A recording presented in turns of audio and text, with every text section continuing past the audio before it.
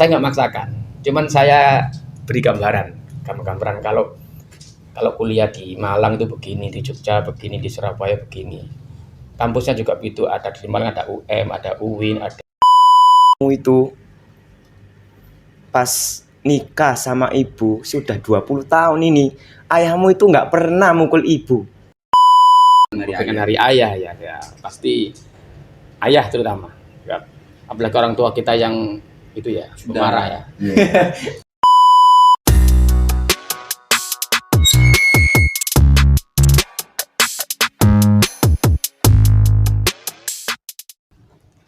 Assalamualaikum warahmatullahi wabarakatuh. Welcome to Perlawanan Channel. Oke Kak Ella, di podcast ini kita mau ngapain sih? Nah, jadi kali ini tuh kita akan memperingati Hari Ayah. Kak Danang sendiri pernah dengar gak Hari Pernah Ayah? lah. Pernah. Kalau aku baru ini sih, jarang-jarang. Nah, kebetulan banget. Hari Ayah itu adalah hari menghormati kebapakan ayah. Yang dimana hari itu seorang ayah memiliki peran yang sangat penting bagi keluarga. Di Indonesia sendiri, Hari Ayah dinyatakan pada hari 12 November 2006 di Solo. Jadi kan Hari Ayah itu cuma diperingati di Indonesia aja atau di mancanegara atau gimana sih Kak? Di mancanegara tentunya. Jadi bukan cuma Indonesia aja ya? Bukan. Apakah di seluruh dunia itu juga memperingatinya pada tanggal 12 November? Nah, itu juga. Di sini hari Ayah itu waktu di mancanegara dinyatakan 75 negara, terutama di Italia, di Amerika, terus di Filipina, Turki. Banyak ya Kak ya berarti? Banyak sekali, 75 negara. Oke. Dan itu pun dilakukan pada pekan minggu ketiga di bulan Juni. Jadi enggak tanggal 12 November? Enggak sama di Indonesia ini. Baik. Oke Kak, kayaknya kita kalau perlu tahu lagi tentang peran seorang ayah atau apa sebagainya, kayaknya kita perlu mengundang narasumber kita pada hari ini, benar nggak? Karena narasumber kita hari ini tuh benar-benar spesial banget.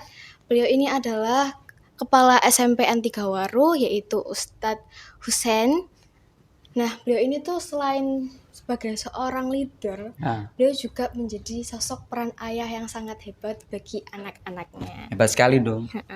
Selain itu, kita juga mengundang salah satu narasumber, yaitu dari siswa SMA Islam kita sendiri. Siapa itu kira-kira? Itu Kak Fali, karena Kak Fali sendiri juga pasti punya cerita yang menarik tentang sosok ayahnya. Baik, bisa langsung diperkenankan masuk untuk Bapak Husein dan Kak Fali.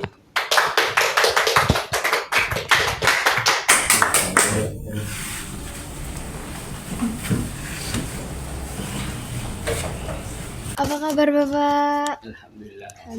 Kak Fali? Ya baik, alhamdulillah baik. Alhamdulillah ya. Oke, jadi di podcast kali ini karena hari ini kan memperingati Hari Ayah nih. Nah, itu betul sekali. Jadi perkenankan untuk kita ngobrol-ngobrol. Sebelumnya terima kasih atas waktu yang telah disempatkan untuk acara podcast kita. Mohon maaf apabila mengganggu waktunya. Saya ucapkan terima kasih banyak-banyak sekali. Baik, untuk Kak Valia sendiri, aku mau tanya nih. Kak Valia sebelumnya tuh pernah dengar Hari Ayah nggak sih? Atau cuma, kan biasanya kan cuma taunya Hari Ibu gitu loh. Dan pas tahu ada Hari Ayah, apa sih yang terbenak dalam pikiran Kak Valia? Aku sih jarang ya mendengar kata Hari Ayah itu, karena yang paling viral atau paling bos itu Hari Ibu, dan Hari Ayah itu jarang diketahui. Jadinya kalau saya mengingat Hari Ayah itu, saya hanya bisa mendoakan ayah saya, karena dan juga menjadikan sikap atau perilaku ayah itu saya itu kan dalam kehidupan sehari-hari. Menurut Bapak, Terima kasih. Kalau saya memang istilah hari ayah memang mungkin baru dengar kali ini ya. Ya, memang selama ini masyarakat kita kalau ada peringatan Hari Ibu, ada kegiatan Dharma Wanita, istilah Ibu Pertiwi dan kok nggak ada ya Bapak Pertiwi, kok nggak ada ya Hari Ayah. Gitu. Memang selama ini begitu guyonannya. Tapi memang ada sih memang istilah hari ayah itu. Tapi hari ayah yang dibuat di Indonesia terutama ya, itu rupanya ya tidak ada momen atau peristiwa yang bersejarah gitu ya. Padahal kan hari pahlawan itu kan, pahlawan itu kan banyak di khususnya para pria itu. Iya, ibu juga banyak. Artinya sebuah peringatan itu kan biasanya itu diawali dengan sebuah peristiwa. Ada momentum yang luar biasa sehingga hari itu diperingati sebagai hari besar. Kalau hari ayah ini kan saya lihat saya baca-baca di informasi itu kan apa ya? Menghormati. Dibuat ya. Oh, dibuat. Artinya tidak ada momen, tidak ada peristiwa, ada jasa ayah yang luar biasa di hari itu enggak. Cuma cukup dikenang aja ya Pak. Ya, itu memang dibuat oleh sebuah LSM gitu ya. Oke. Apa namanya itu? Ya. Yang di masyarakat ada yang mengusulkan ada hari ayah. Ya, sehingga hari itu dibentuklah sebetulnya hari ya tanggal 12 November ya. Iya, 12 Seperti November. hari ini. Ya.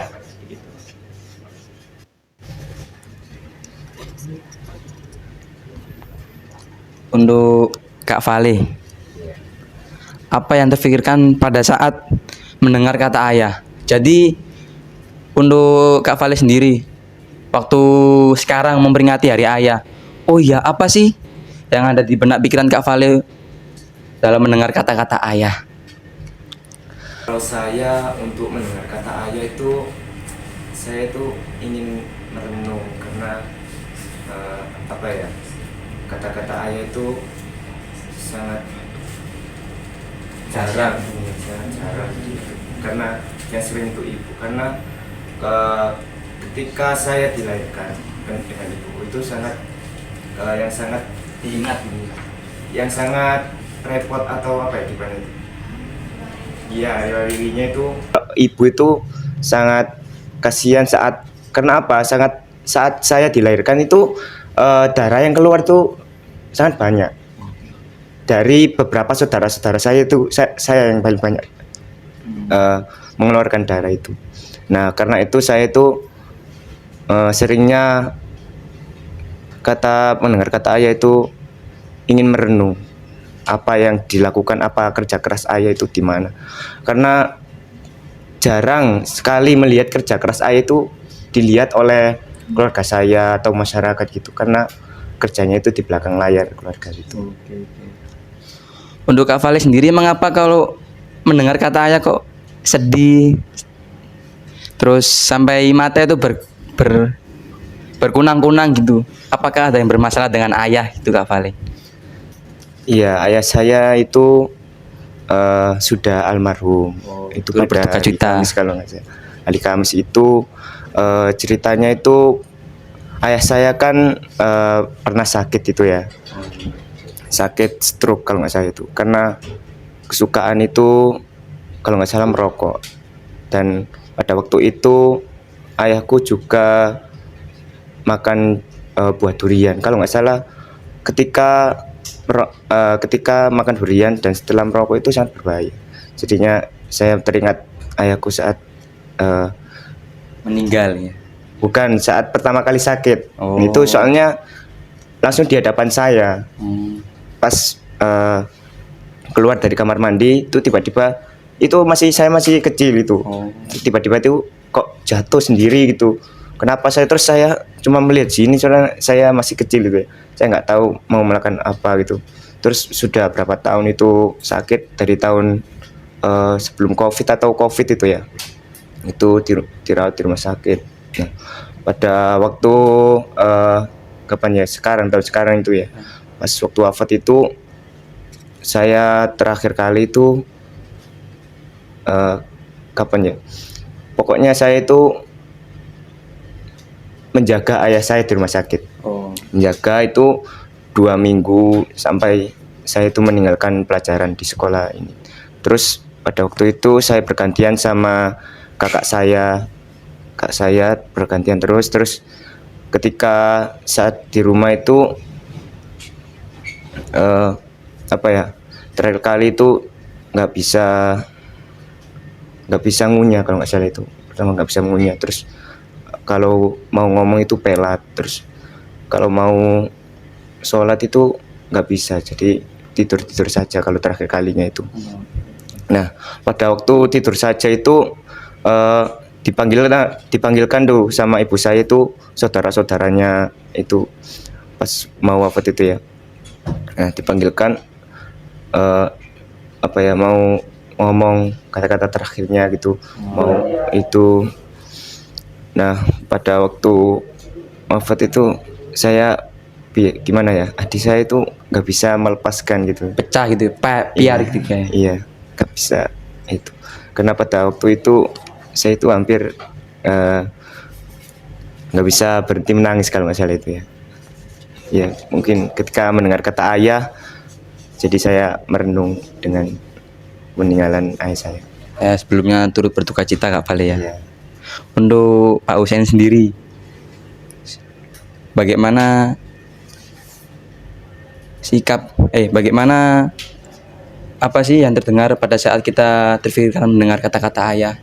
Kan khususnya Pak Husain ini sudah berpengalaman sebagai seorang ayah gitu. Ya, terima kasih. Memang ayah itu memang nggak bisa dilepas perannya di keluarga ya, nggak bisa. Cuman memang hadis Rasulullah pun menyatakan begitu. Memang jasa ibu itu memang 3 kali lipat dibanding ayah kan. Kan ada lagunya itu ya. Iya. Apa lagunya itu ya? Ibu kaulah itu. Wanita yang mulia. Oh, derajatmu 3 tingkat dibanding ayah. Itu memang iya. Itu hadis Rasulullah. Memang Ibu memang ayah. sangat besar itu.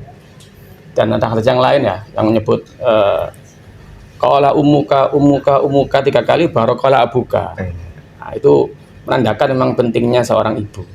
Tapi memang ayah nggak boleh dilepas ya. Jadi kita kalau bicara tentang peran ayah dalam keluarga ya sangat besar ya, sangat besar. Saya ngalami ya. Saya juga punya ayah kan ya. Saya kalau menang ayah saya itu ayah saya itu seorang penyabar. Suatu ketika itu saya pernah di Semoni. Saya itu punya keluarga besar, 9 keluarga saya, itu 5 laki-laki. Dari 5 itu 3 senang sepak bola. Ya zaman saya di Parlongan dulu kan begitu. Suatu ketika itu kakak saya namanya Hasan, adik saya namanya Ahmad Harun, dan saya itu sama-sama sepak bola di lapangan Merbek itu, di lapangan dekatnya Rupanya Falah itu. Iya. Suatu ketika kami bertiga itu pulang dari lapangan sampai rumah, kemudian kami mengeringkan badan dari keringat ya di belakang rumah di sumur gitu ya, di dekat-dekat sumur kan dulu ada sumurnya yang itu. Ketika kami bertiga lagi layah-layah ya, santai-santai menunggu keringat habis untuk mau mandi dan sholat gitu ya, Istirahat. ya tiba-tiba ayah saya itu datang dari masjid, sudah jamaah. Ayah saya itu kan imam ya, Masjid Al-Mubarak ya. Ketika dia pulang, dia tahu 3 anaknya itu belum sholat semua, belum mandi semua. Dia hanya mengatakan begini, anak bapak itu ke masjid, anak itu ke lapangan, sambil tertawa. Itu bapak saya seperti itu. Jadi nggak marah. Memang bapak saya juga senang sepak bola, senang sepak bola. Jadi dia itu tidak memarahi kami. Tetapi saat setelah itu, saya itu sudah nggak berani sepak bola di kampung. Sepak bola di Merbek saya malu karena ayah saya seperti itu. Ya setuju sih, nggak apa-apa, nggak dilarang. Ya tapi itu perasaan saja. Sehingga ketika itu saya tidak aktif sepak bola di kampung, saya itu aktif sepak bola di kampus. Ya, jadi tidak di rumah, tidak. Suatu ketika ada lagi, bapak saya itu kan memang ya senang cerita ya. Suatu ketika saya itu ziarah Wali Songo. Ya. Ziarah Wali Songo di daerah Cirebon nggak salah ya. Itu kami rombongan sholat subuh. Di saat sholat subuh itu, di saat sholat rakaat pertama itu, imamnya sujud. Saat membaca ayat ternyata sujud. Ya, semua jamaah ikut sujud. Ya, kemudian berdiri lagi, meneruskan ayat lagi. Sujud apa namanya itu? Sujud tilawah ya. Sajadah. Hah? Sujud tilawah. Sujud tilawah ya. Sujud ketika kita mendengar ayat sajadah. Ya. Nah, ini kan jarang ya, masjid-masjid imam-imam yang berbuat seperti itu. Ketika membaca ayat, kemudian dia sujud, kemudian beri lagi meneruskan ayatnya, kemudian selesai baru rukuk dan sujud. Ini saya pun dari Wali Songo itu cerita ke bapak saya, tertawa ngakak itu, karena emang ini lucu, karena nggak biasa di masyarakat kita. Iya, jarang ini. Jarang, masyarakat kita itu jarang melaksanakan sujud itu sujud sajadah itu ya, mendengar ayat sajadah terus kemudian sujud, itu memang jarang. Itu saya di rumah cerita bapak saya itu tertawa terbahak-bahak itu, saking senengnya melihat cerita itu. Oke, itu jadi saya itu seorang penyabar, seorang humoris juga ya. Ini juga saya berusaha menerapkan itu kepada anak-anak saya, sehingga saya itu kan dengan anak saya jarang untuk marah kepada anak. Paling yang marah itu ibu ya. Kalau bapak itu jarang bicara banyak itu. Kalau ibu itu ya banyak bicara kan ya. Kalau itu Bu Tuti itu sering cerita saya kalau memang seorang perempuan itu satu hari itu harus berbicara, harus bicara menggunakan kata-kata sekitar 4.000 kata. 4.000 kata. Bahkan lebih gitu ya. Iya. Sehingga kalau laki-laki itu hanya berapa ratus gitu aja. Sehingga seorang ibu itu memang banyak bicara. Dan bahkan kalau anak-anak guyon-guyon itu, wis bapak, ibu nek ngomong akeh rungokno iku target. Target bicara. Target kata-kata yang harus dihabiskan hari itu. Ya. Tapi seorang ayah memang tidak banyak bicara. Ya tahu itu kodrat hati ya. Termasuk saya kalau di rumah dengan saya itu begitu, nggak banyak ngomong. Termasuk saya kalau ngajar di kelas ya. Saya ngajar di kelas itu lebih bicara satu kata gitu aja. Cukup ya. Saya bicara gini aja sudah diam semuanya anak-anak itu. Gitu aja sudah diam semuanya. Langsung duduk jenet gitu. Ya, jarang ini seorang ayah ya. Mungkin juga ada ibu-ibu yang seperti itu juga sih, tidak semuanya ya. Tapi secara umum seperti itu kalau seorang ayah itu memang tidak banyak bicara. Tapi kalau perannya di rumah, di masyarakat ya sama-sama penting ya. Ya, gitu. Terima kasih.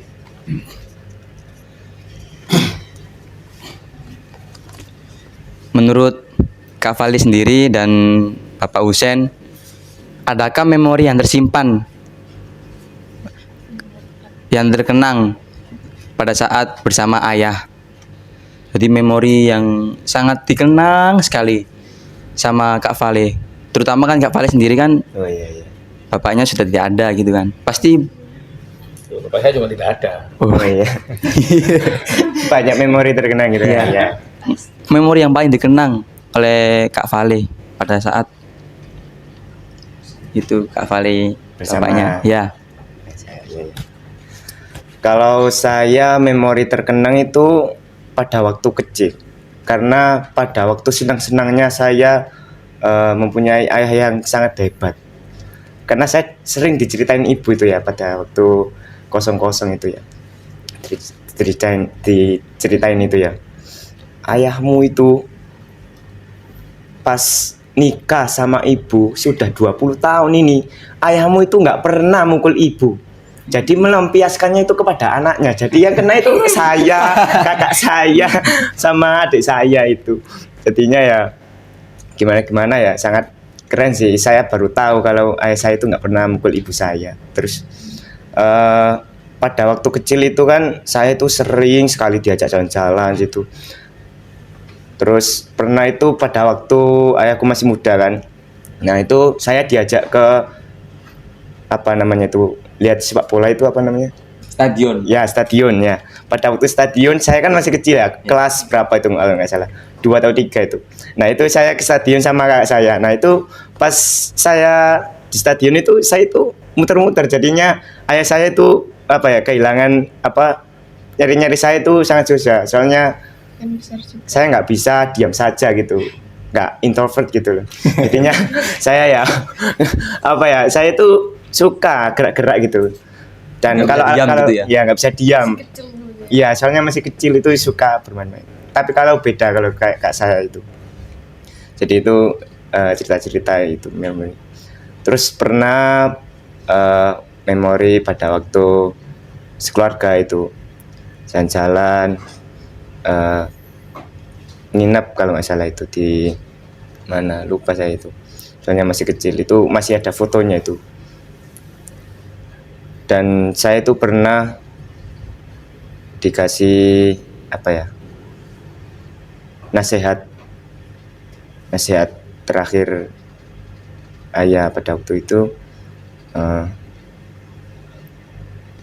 kamu nggak apa-apa jadi apa saja tuh nggak apa-apa, baik jadi guru, polisi atau terserah kamu, nggak apa-apa, tapi yang terpenting itu jangan lupakan Allah ataupun yang apa ya, yang menciptakanmu, dan jangan lupakan sholat 5 waktu. Soalnya kalau masalah sholat itu ayahku itu sangat tegas.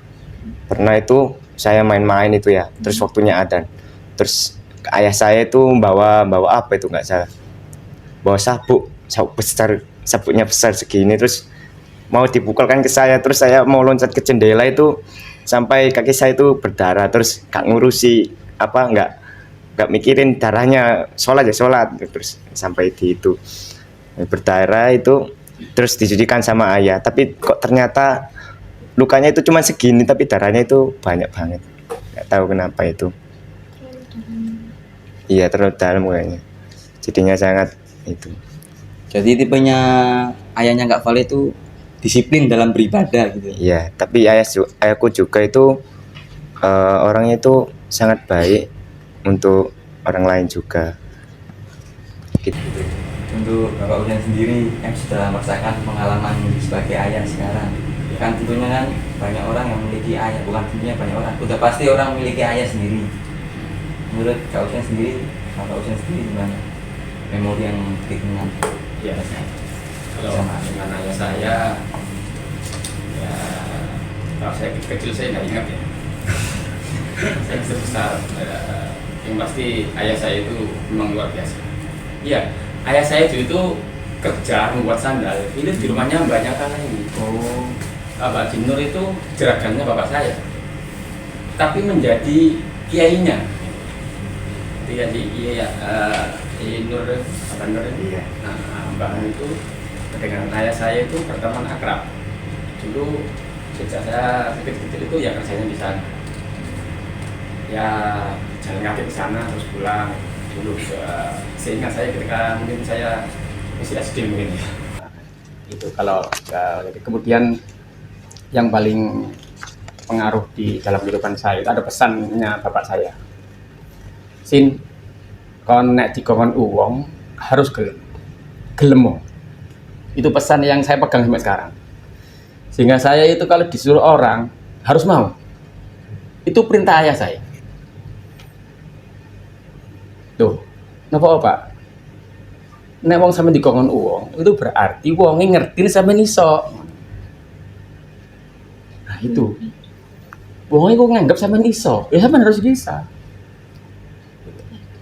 Makanya ketika saya masih SMA, kalau di Brebes ini kan namanya khutbah Jumat itu kan secara adat itu kan tidak boleh kalau belum nikah. iya. Di Majentaram itu begitu. Tapi ketika saya di Mojokerto, ketika kan saya itu SMA di Mojokerto ya, alumni saya SMP Parlongan, Ya. kemudian sekolah SMA Negeri 1 di Mojokerto.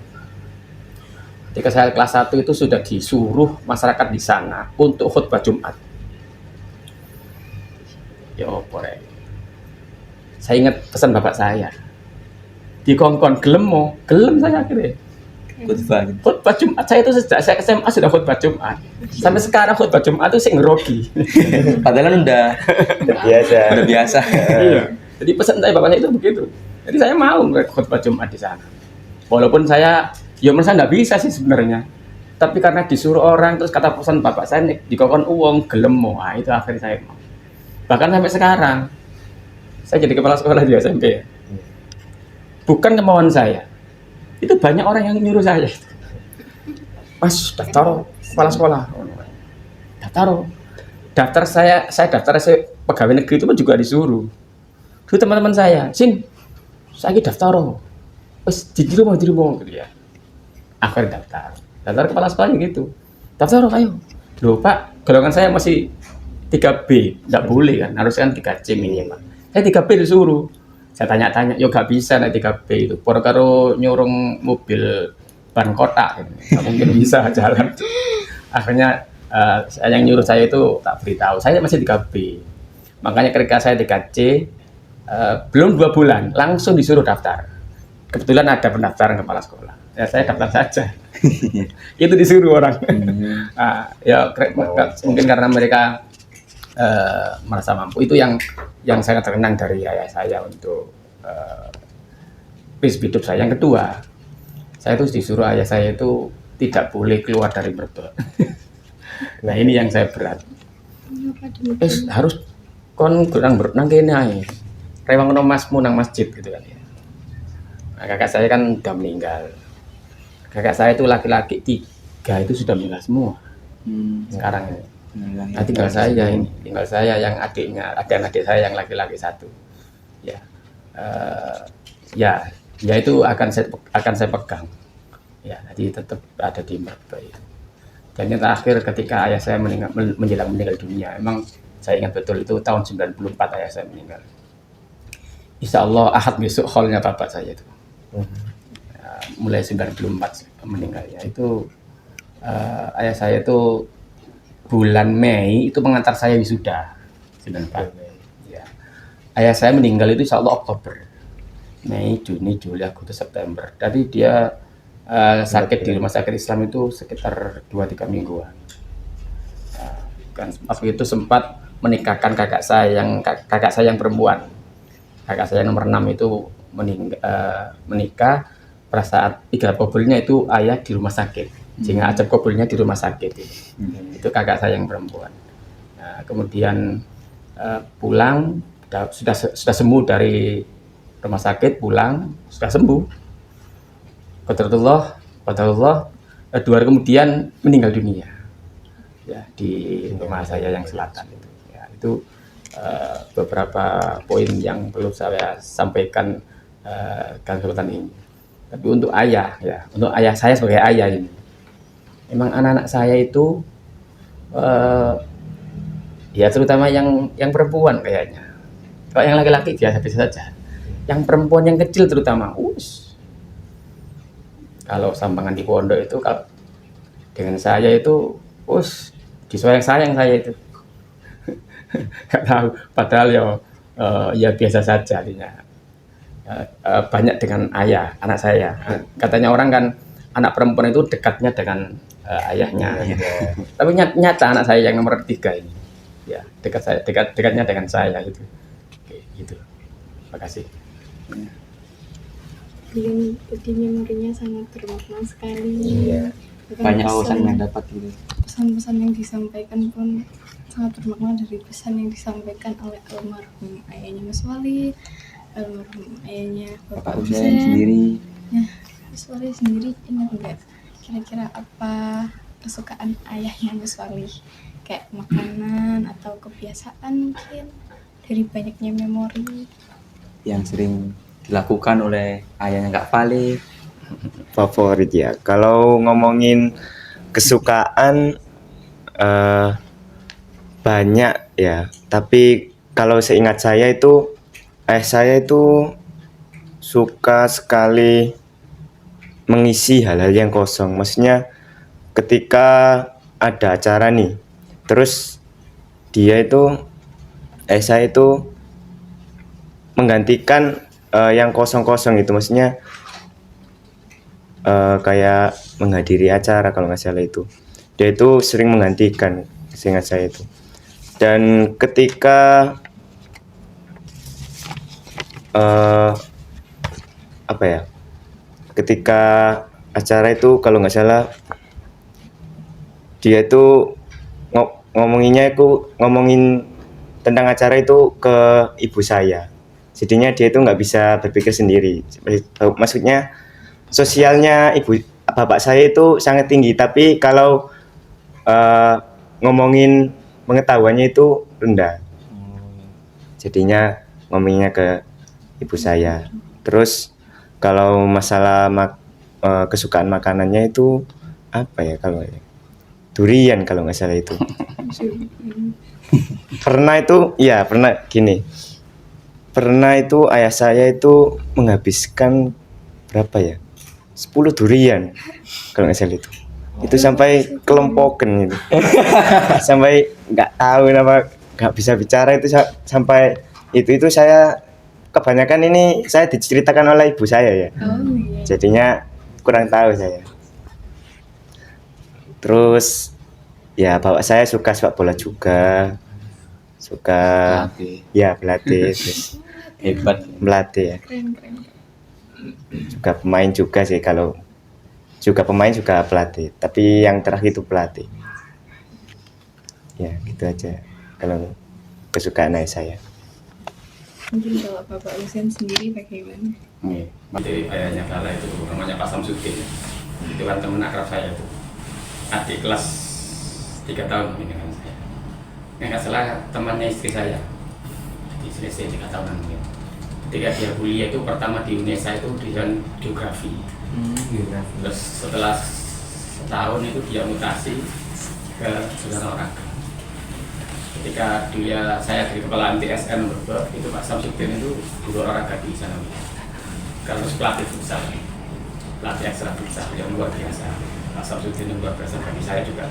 Saya mengenang sekali dengan Pak Samsudin. Ya, mudah-mudahan segalanya diterima. Amin, amin. Untuk saya, bagi ayah saya, kalau makan makanan, bapak saya semua suka makanan itu. Cuma masalahnya yang dimakan nggak ada. Iya, zaman dulu itu kan makanan itu gak penting kemeleler sampai sekarang ya. Tidak banyak, di rumah itu sangat jarang ada makanan gitu ya. Tetapi ayah saya itu mengutamakan anaknya. Kalau pulang dari undangan atau malah berkat itu ya, yang diutamakan anaknya. Oh iya. Sisi lain ibu saya mengutamakan ayah saya. Jadi ada barang itu ya, mesti diambil dulu untuk ayah saya, disinggitno. Gak menuntek, ambil anak-anak. Nah, ini ini seorang ibu dan ayah. Ayah saya mengutamakan anaknya, tapi ibu mengutamakan suaminya. Nah, ini pelajaran bagi kita anak-anak ya. Jadi memang masing-masing punya peran masing-masing. Anak juga punya peran juga. Jika anak itu memang tidak boleh semena-mena tak pangan kabeh. Harus ingat ada ayah dan ibu. Belum ibu saya itu, bapak saya itu. Saudara juga. Saudara. Ini ketika di rumah saya itu seperti itu dulu. Pokoknya ono barang ndek jolen istilah ya, tempat makanan di almari itu. Pokoknya ini nak pojok jero, bapak ini. Iku ibu sing nyinggitno. Gak nyinggitno apa ya? Dingai lah ya bahasa saya. Karena anaknya ibu bapak itu kan 9. Kalau masak dulu tuh kalau nasi itu berasnya itu 2 kilo kalau masak. Itu nggak sampai sore udah habis. Pokoknya makan sore, nek gak dhisik gak uman. Wis entek. Jadi ayah saya itu seperti itu. Jadi kalau mangan nanti kari, dan bapak saya selalu makan paling belakang. Paling belakang. Mengutamakan anaknya. Iya, mengutamakan anaknya. Tapi ibu pinter. Ising gitu untuk bapak. Isingnya naik. Nggih, iya. Nggih, itu untuk ibu ya. Tapi kalau bapak saya yang paling utama itu gini. Bapak saya itu kan memang bukan seorang kiai yang punya banyak ilmu ya. Tetapi bapak saya itu suka ngaji. di mana ada tempat ngaji di masjid bapak selalu ikut. Termasuk dulu ada pengajian di masjidnya Al-Huda itu ada dulu sebelum masjid yang seperti sekarang ya. Dulu tuh sebelum muncul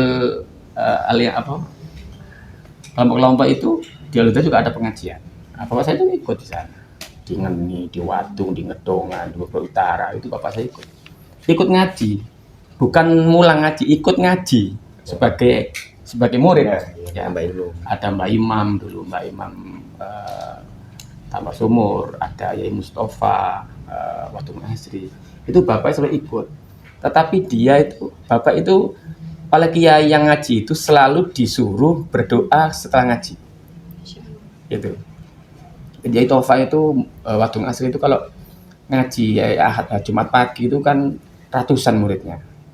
Tapi kalau ketika sudah ngaji selesai kemudian yang doa itu bapak saya. Itu. Waduh di Ngeni, di Ngedongan itu seperti itu Bapak. Jadi itu rupanya agak saya warisi. Agak saya warisi. Saya di tempat-tempat umum itu ya. Saya suruh doa. Padahal aku juga bisa doa sih. Tapi saya ingat bapak saya. Bapak saya doa, gak macam-macam. Sebenarnya Allahumma inna as'aluka salamatan fid din wa afiyatan terus Rabbana atina fid dunya hasanah itu saja. Jadi langsung doanya langsung ke poin-poinnya gitu. Iya, tidak banyak. Wah, doa. Karena saya doa macam-macam gitu. Ya, pembukaan biasa, alhamdulillah biasa. Terus doanya itu selamatan fiti, Rabbana atina. Itu aja. Terus ada hajat apa gitu. Cerita tahlil, doa tahlil saja, enggak banyak panjang sampai 10 menit, 15 menit gitu. Bapak saya itu seperti itu. Kalau di masyarakatnya. Ya, tapi kalau rutin di masjid ya 5 waktu ngimami dulu. Imami dulu. Karena Masjid Al-Mubarak sini itu imam 5 waktu itu satu imam. Jadi satu imam. Jadi gak ganti-ganti. Kalau sekarang aja ganti. Tiap zuhur ganti, asar ganti. Ganti gitu semuanya. Karena ya kami merasa sederajat lah. Saya kan tanggung Masjid Al-Mubarak itu gitu. Saya jadwal emang. Ini Maghrib siapa, Isya siapa, Subuh siapa, Zuhur siapa. Ya, diganti pagi. Karena memang sama-sama mudanya gitu ya. Terima kasih. Untuk Mas Fale sendiri kan katanya ayah Mas Fale kan pernah menghabiskan 10 durian. Iya. Itu kira-kira berapa kilo 10 durian itu? Kan tahu sendiri kan durian kan besar, sangat besar kan? Nah, kalau gambarannya itu gimana ya? Mungkin saya nggak tahu ya, soalnya saya diciklekan oleh ibu saya ya. Ya bener sih istilahnya kayak bahasa kasarnya. Iya. Ya sampai kelempoken gitu. Iya. Saya juga kepikiran, kok bisa ya 10 durian Sendiri tuh Kak. Iya sendiri, itu seharusnya itu makan bersama ya, tapi ada sisa-sisa juga, terus itu dimakan. Masya Allah. Nggak tahu gimana caranya. Bahkan kan berat durian, kalau satu durian kira-kira yang kecil itu bisa-bisa setengah kilo. Itu Kalau kan pikir besar. saya sih durian kecil ya. Kalau nggak kecil. itu ya yang wadah-wadahan. Makanya dipikir saya, 10 durian berapa kilo kira-kira itu? Pasnya aja bingung, saya juga Yang bingung. berat itu Ya. kulitnya. Iya. Makanya itu. Kalau isinya kan lumayan, ya sedikit lah. Ya nggak dikit ya nggak banyak ya, setengah lah. Ini pertanyaan untuk Bapak Husein guys. Aku kan sudah berpengalaman sebagai seorang ayah. Mungkin bisa di-share ke teman-teman yang ada di rumah. Pripun tips dan trik menjadi ayah hebat dan keluarga yang bermartabat. Begitu. Ya, terima kasih. Bagi saya, prinsip saya seorang ayah yang bagus itu adalah menghargai anak gitu ya. Menghormati kemauan anak. Bukan berarti kebo ngarut kudel ya, bahasa Jawanya itu. Bapak kok nurut anak? Tidak. Bagi saya prinsip saya itu anak ayah itu punya kemauan yang punya dukung, yang harus kita dukung. Ya, misalnya kita dukung ya yang positif ya, positif menurut ayah ya, menurut kita ya. Jadi masih saya berikan kewenangan lah. Ya, tidak. Saya merasa bapak saya juga begitu. Bapak saya itu dengan saya juga begitu. Saya itu disuruh milih. Karena gini, setelah saya lulus MI, itunya sebenarnya mau mondok, ya. Tetapi nggak jadi. Akhirnya sekolah SMP Parlongan ya. Saya sekolah SMP Parlongan. Setelah SMP Parlongan itu saya mau daftar SMA 10 Surabaya. Oh ya, sekarang sebelum. Nah, saya daftar ke sana, sudah daftar Danem sudah sampaikan ke sana. Kan Danem saya insya Allah bisa masuk lah, karena itu agak bagus lah ya. Tapi karena kakak saya itu yang di Mojokerto ingin saya ikut ke Mojokerto, maunya di sekolah Man, ya. Itu saya juga mau, bapak juga perbolehkan, sehingga saya mau sekolah di Man Mojokerto. Tetapi kodratnya Allah tidak, saya tidak diterima di Man, di PGA ya, PGA, pendidikan guru agama ya, yang tingkat SMA. Tapi akhirnya saya sekolah di SMA Negeri 1 Mojokerto. Setelah SMA Negeri 1 Mojokerto itu saya maunya kuliah di Surabaya yang negeri itu aja. Ada EIN, ada IKIP Surabaya gitu kayak itu ya. Keduanya saya daftar keduanya dan keduanya alhamdulillah diterima ya. Cuman yang EIN itu bukan jurusan yang saya kehendaki gitu ya. Sedangkan di IKIP Surabaya UNESA itu belum pengumuman ya. Bapak saya hanya begini, saya suruh milih, itu bapak saya itu. Ketika itu bapak saya itu kan hanya ada uang satu untuk daftar ulang di YIN atau di IKIP Surabaya. Nah, saya disuruh milih. Lah Husin ya opo sampean? Srek nang YIN opo nang IKIP. Tapi IKIP kan belum pengumuman gitu kayak itu. Belum pengumuman, belum diterima atau tidak. Tapi YIN sudah diterima. Akhirnya saya putuskan begini, wis Pak, nunggu IKIP Surabaya saja. Gitu. Mendingan meninggalkan YIN gitu. Walaupun di IKIP Surabaya belum pasti diterima. Tetapi bapak saya itu memberikan kesempatan saya. Artinya bapak kan itu ya. Ya. Ini loh pasti diterima kok, gak daftar ulang, gak maksa gitu ya, gak maksa. Saya disuruh milih lagi. Terserah sampean nunggu IKIP apa daftar ulang nang YIN. Sing pasti kok nek sampean sekarang daftar YIN, engkau nek daftar ulang lagi di IKIP Surabaya ndak bisa, ndak ada uangnya gitu ya. Hanya satu. Akhirnya saya tekad, nggih pun Pak, tinggal mohon YIN-nya nanti nunggu IKIP Surabaya pengumuman gitu ya. Akhirnya alhamdulillah IKIP Surabaya diterima ya. Jika saya kuliah di IKIP Surabaya itu kan menunjukkan bapak saya itu kan mempersilahkan anaknya untuk memilih untuk sekolah di mana gitu ya. Ini sampai tadi hari ini anak saya sekarang kan 12. Saya nggak maksakan, cuman saya beri gambaran kalau kuliah di Malang itu begini, di Jogja begini, di Surabaya begini. Kampusnya juga begitu, ada di Malang ada UM, ada UIN, ada UB ya. Milih, silakan pilih. Universitas. Iya, di Surabaya juga begitu, Jogja juga begitu. Akhirnya, tapi anak saya hari ini tuh nggak tahu ini nanti takdirnya kemana. Ya. Yang penting kan seorang ayah sudah memberi kasih tahu yang terbaik gimana. Iya, saya memberikan kebebasan sebenarnya kepada dia untuk memilih. Ya insya Allah aja diterima oleh perguruan tinggi yang Amin. dia kehendaki dan memang bagus. Yang penting manfaat ilmunya. Ya. Itu jadi saya itu dengan orang tua, dengan anak-anak itu juga memberikan kebebasan seperti saya dengan bapak saya dulu seperti itu. Nah, untuk bapak sendiri setuju nggak dengan pernyataan kayak gini Pak? Jadi tuh banyak anak muda sekarang tuh yang bapak Husain ketahui bersifat negatif ya, kayak sering ugal-ugalan di jalan, terus ya banyak lah sekali perbuatan negatif yang dilakukan pada anak muda sekarang. Nah, itu menurut bapak setuju nggak dengan pernyataan alah anak itu paling sifatnya nggak jauh-jauh sama ayahnya gitu. Nah, kira-kira setuju nggak dengan pernyataan kayak gitu? Ya, enggak selalu begitu sih. Enggak selalu benar ya. Kan banyak tetangga tuh yang mengatakan, anakku kurang elek bla bla gitu, jelek. Ya. Pasti nggak sama sama ayahnya gitu. Ya, nurun ayahnya kan. Ya enggak sih. Enggak benar sekali. Tergantung kita ya. Kita sebagai generasi muda ini bagaimana kita mengarahkan kemana pribadi kita untuk masa depan kita. Ya. Kalau ayah kita itu seorang yang dianggap tidak baik, ya ya mungkin kodratnya Allah kepada ayah kita ya. Tapi tidak berarti ini ayah jelek, anaknya pasti jelek ya, pasti salah gitu. Karena tergantung ya. Karena emang tapi emang Banyak itu. ya emang ada apa guru kan ada di guru. Apa rampok kan ada di rampok ya ono, tapi kan tidak semuanya. Kan saya Iya, punya tidak teman gini. semuanya.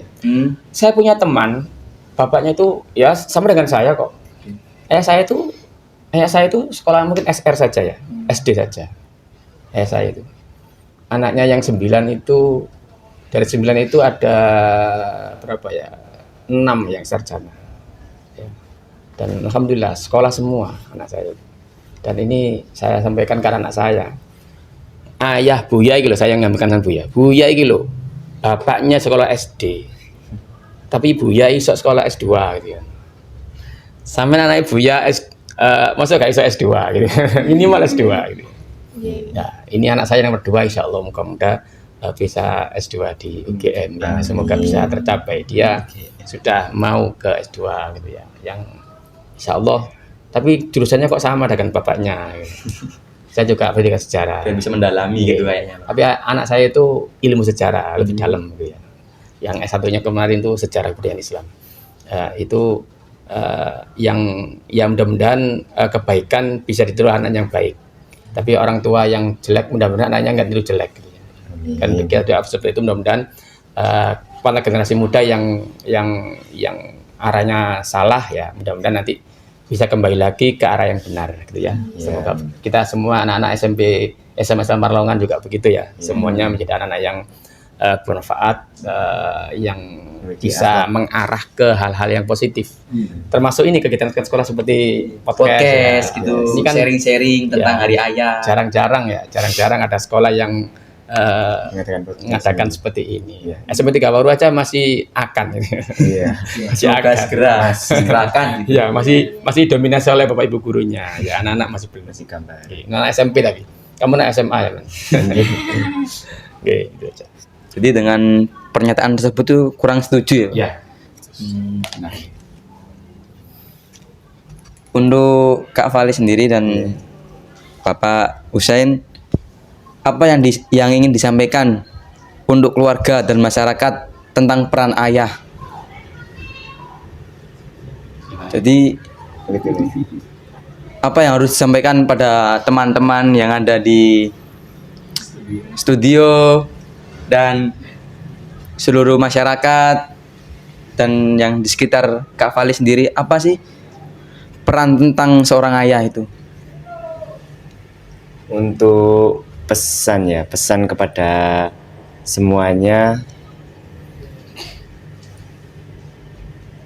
sebelum kamu kehilangan seorang pahlawan atau apa ya bilangnya itu, Pahlawan tanpa tanda jasa. ya pahlawan tanpa tanda jasa kayak kata-katanya.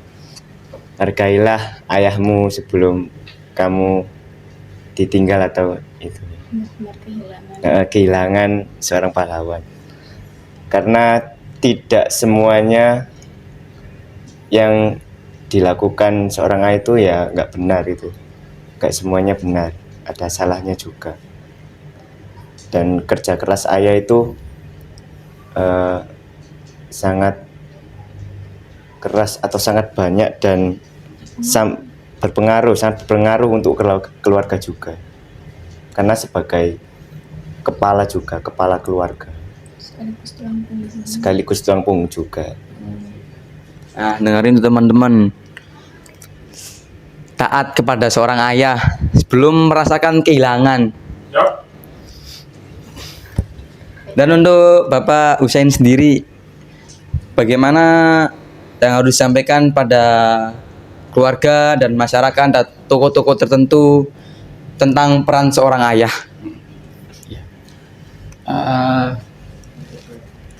Saya pesankan pada anak-anak muda ya, yang semuanya punya ayah, pasti punya ayah, punya ibu. Saya pesankan aja, baktilah kepada kedua orang tua kita. Ya, baktilah kepada orang tua kita, laksanakan apa yang mau diperintahkan. Karena insya Allah orang tua kita itu tidak akan mengarahkan kita ke jalan yang salah. Ya. walaupun kadang-kadang kita nggak cocok dengan kondisi kita. Ya. Betul sekali. Akunya ingin gini kok ayah kok ingin seperti ini. Iya. Insya Allah, tapi insya Allah itu Yang terbaik. benar menurut orang tua kita. Dan insya Allah semoga kita semuanya bisa mentaati segala perintah ya dan kemauan orang tua kita. Khususnya juga orang tua kita ayah, karena ini Peringatan hari ayah ya pasti ayah terutama. Ya. Apalagi orang tua kita yang itu ya marah ya. Kalau enggak nurut pukul lah. Tapi insya Allah enggak. Insya Allah orang tua sekarang itu sudah enggak seperti dulu. Ya.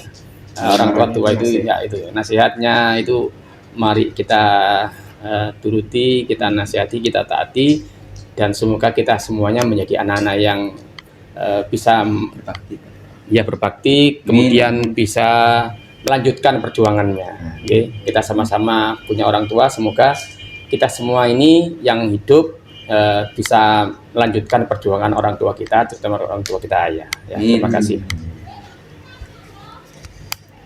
Nah, jadi dengan peringatan Hari Ayah ini, apakah perlu diketahui oleh banyak masyarakat sana atau memang tidak perlu karena jasanya itu kan tidak terlihat begitu kan?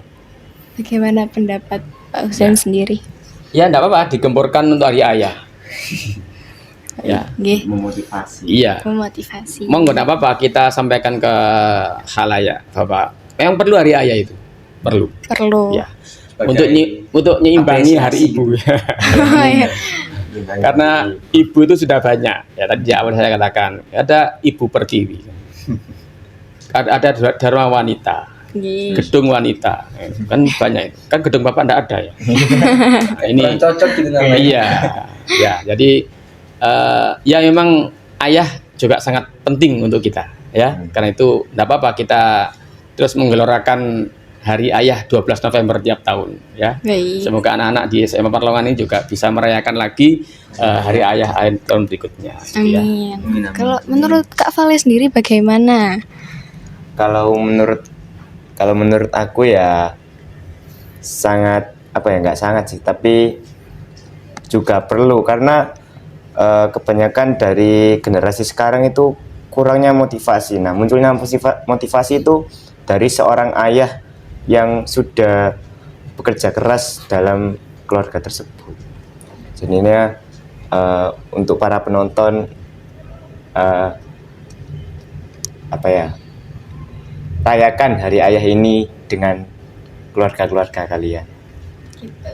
Ya, Nah, sebagai seorang anak nih, iya. ketika ada peringatan Hari Ayah ini, apa yang mau Kak Vale lakukan? Kalau yang aku ingin lakukan memberikan Mungkin berziarah gitu. Iya, berziarah ke makam ayah saya, mendoakan gitu. Dan juga mungkin nggak aku saja, tapi sekeluarga. Jadinya Itu sebagai bentuk peringatan Hari Ayah. peringatan Hari Ayah saja. Soalnya tidak perlu meriah-meriah seperti Hari Ibu. Ya kita ya menghormati saja Hari Ayah itu gimana. Untuk Bapak Husain sendiri bagaimana Pak? Untuk yang dilakukan anak ataupun ayah pada saat peringatan Hari Ayah, apakah harus wow, mewah atau harus ada kembang api gitu? Sederhana mungkin. Monggo. Ya sederhana saja ya. Harus diingat saja oleh anak-anak ya. Tentang peran ayahnya gitu ya dalam keluarga itu. Ya kalau kita berpesan kepada anak-anak, anak semuanya ya, baik anak kandung saya maupun anak-anak yang lain, teruslah berbakti kepada kedua orang tua kita.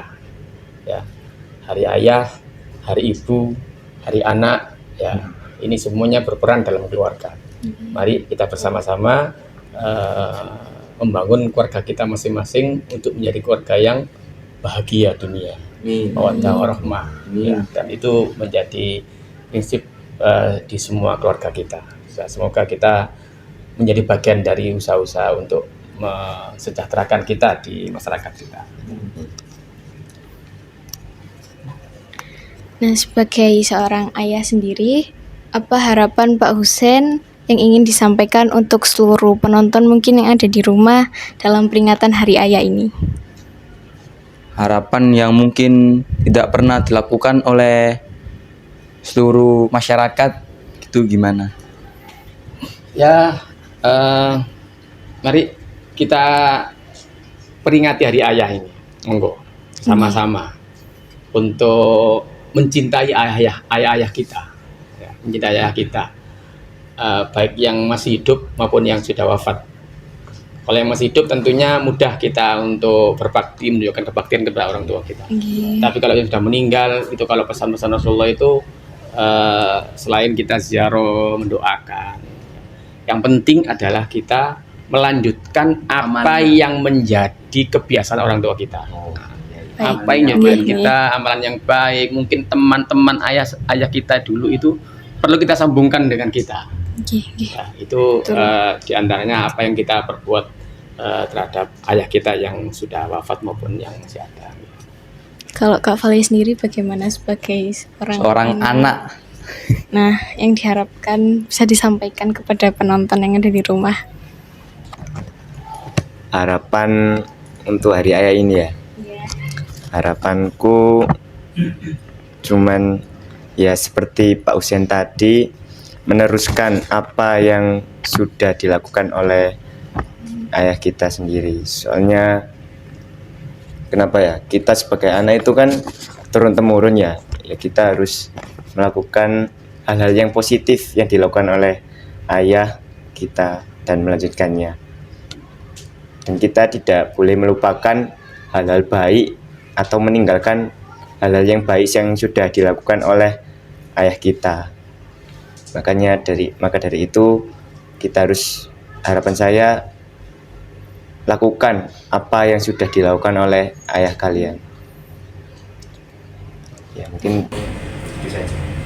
Terima kasih untuk Kak Vale dan Bapak Husaini yang telah menemani kita tentang podcast hari ini, yaitu Hari Ayah 12 November. Sudah banyak yang disampaikan oleh Kak Vale dan Bapak Husain tentang Hari Ayah. Ya itu, bahkan itu juga penting memperingati Hari Ayah, meskipun hanya dengan cara sederhana seperti Kak Vale, yaitu berziarah. Dari Kak Vale sendiri, ayahnya pernah berpesan jangan pernah tinggalin sholat dalam masalah apapun. Dan untuk Bapak Husain sendiri harus meneruskan amalia-amalia yang apa dilakukan oleh Betul sekali. ayah. Baik, saya Sudah cukup ucapkan gitu. terima kasih banyak. Terima kasih banyak untuk Bapak Husaini yang sudah meluangkan waktunya untuk hadir di acara podcast di SMA Islam Perlaungan ini. Dan berbagi cerita, dengan Pengalaman. semua. Terima kasih untuk Kak Vale juga ya. Sama-sama. Untuk teman-teman semuanya, tetap stay tune di part kita selanjutnya. See you next time. Wassalamualaikum warahmatullahi wabarakatuh.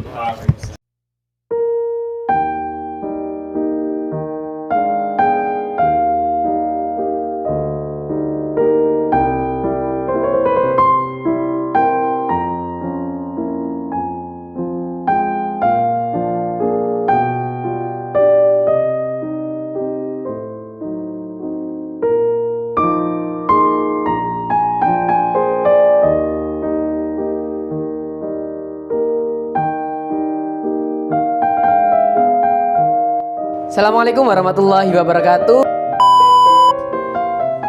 Oh ya Kak Iman, sekarang podcast kita